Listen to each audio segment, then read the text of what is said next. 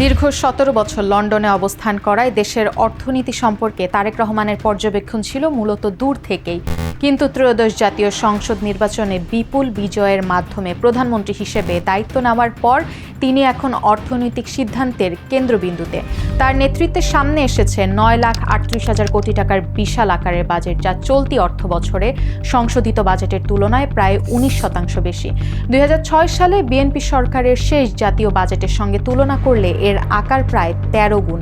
তবে দেশের অর্থনীতির বাস্তব চিত্র বিবেচনায় এই বাজেট বয়ে নেওয়া ভীষণ কঠিন। এত বড় বাজেটের খরচ কে বহন করবে? কতটা চ্যালেঞ্জের মুখে পড়তে যাচ্ছে বিএনপি সরকার? একটা পরিবারের কথা ভাবুন, তারা নিয়মিত আয় করে, সংসারও মোটামুটি ভালো চলে, কিন্তু প্রতি মাসে মাটির ব্যাংকে বা সঞ্চয়ে খুব কম টাকা রাখে।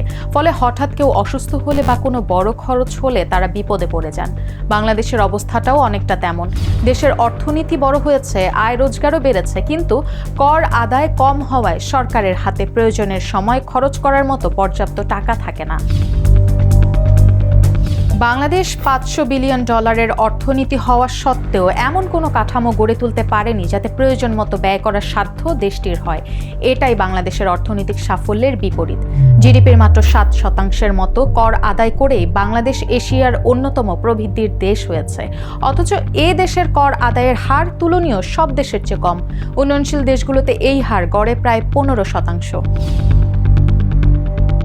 বাজেটে সরকার যেসব পরিকল্পনা ও প্রতিশ্রুতির কথা বলেছেন, সেগুলো বাস্তবায়নের জন্য যে অর্থ দরকার তার সঙ্গে সরকারের হাতে থাকা অর্থের বড় একটা ব্যবধান রয়েছে। এই ঘাটতির পরিমাণ প্রায় ২,৪৩,০০০ কোটি টাকা। সহজে কাগজে কলমে বিষয়টি খুব উদ্বেগজনক না মনে হতে পারে, কারণ ঘাটতি জিডিপির ৪% নিচে, যা আন্তর্জাতিকভাবে গ্রহণযোগ্যতার সীমার মধ্যেই আছে। কিন্তু বাস্তবে বিশাল অঙ্কের টাকা জোগাড় করতে সরকারকে দেশের ব্যাংকগুলো থেকে বড় অঙ্কের ঋণ নিতে হবে। পাশাপাশি বিদেশি ঋণ ও সহায়তার উপরও নির্ভর করতে হবে। অর্থাৎ খরচের পরিকল্পনা থাকলেও সেই টাকা জোগাড় করাই হবে সবচেয়ে বড় চ্যালেঞ্জ। অর্থনীতিবিদদের মতে এই মুহূর্তে দেশের সবচেয়ে বেশি দরকার নতুন বিনিয়োগ ও কর্মসংস্থান। কিন্তু সরকার যদি নিজের খরচ মেটাতে ব্যাংক থেকে বেশি ঋণ নেয়, তাহলে ব্যবসায়ী ও উদ্যোক্তাদের জন্য ঋণ পাওয়া আরও কঠিন হয়ে যাবে। এতে নতুন শিল্প কারখানা ও ব্যবসায় বিনিয়োগ কমে যেতে পারে। এমনিতেই দেশে বেসরকারি বিনিয়োগ কয়েক বছর ধরে কমছে এবং এখন তা প্রায় সর্বনিম্ন পর্যায়ে রয়েছে। তাই যে সরকার পর্যাপ্ত কর আদায় করতে পারছে না, তারা যদি আবার বড় অঙ্কের ঋণের উপর নির্ভর করে, তাহলে অর্থনীতিতে চাঙ্গা করার বদলে উল্টো আরও চাপ বাড়তে পারে। ব্যাংক খাতে রয়েছে আরও বড় সংকট, খেলাপি ঋণের পরিমাণ। ব্যাংক কাউকে টাকা ধার দিল, কিন্তু সেই ব্যক্তি বা প্রতিষ্ঠান দীর্ঘ সময় ধরে ঋণের কিস্তি ফেরত দিল না, তখনই সেই ঋণকে খেলাপি ঋণ বলা হয়। খেলাপি ঋণ বেশি হলে কি হয়? ব্যবসা ও বিনিয়োগের অর্থের সংকট তৈরি হয়, পুরো অর্থনীতির উপর নেতিবাচক প্রভাব পড়ে। ২০২৫ সালে ডিসেম্বরে ব্যাংকগুলো যে ঋণ দিয়েছে তার প্রতি ১০০ টাকার মধ্যে প্রায় ৩১ টাকায় আটকে ছিল, অর্থাৎ সেই টাকার নিয়ম মতো ফেরত আসছিল না। তুলনায় পাকিস্তানে এই হার ৭ টাকা, ভারতে মাত্র ২ টাকা এবং অর্থনৈতিক ধাক্কা সামলে ওঠার চেষ্টা করা শ্রীলঙ্কাতেও ১৩ টাকার কম।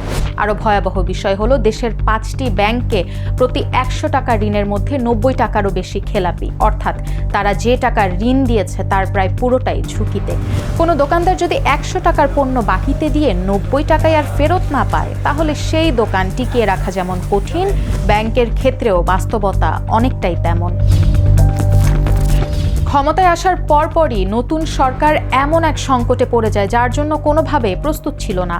ইরান হরমুজ প্রণালী বন্ধ করে দেওয়ায় বিশ্ববাজারে তেল ও এলএনজির সরবরাহের বড় ধরনের ধাক্কা লাগে। এতে জ্বালানির দাম হু হু করে বাড়তে থাকে। সমস্যা হলো বাংলাদেশ নিজের চাহিদার প্রায় পুরো জ্বালানি বিদেশ থেকে কিনে আনে। ফলে বিশ্ববাজারে দাম বাড়লে এর সরাসরি চাপ পড়ে দেশের অর্থনীতিতে।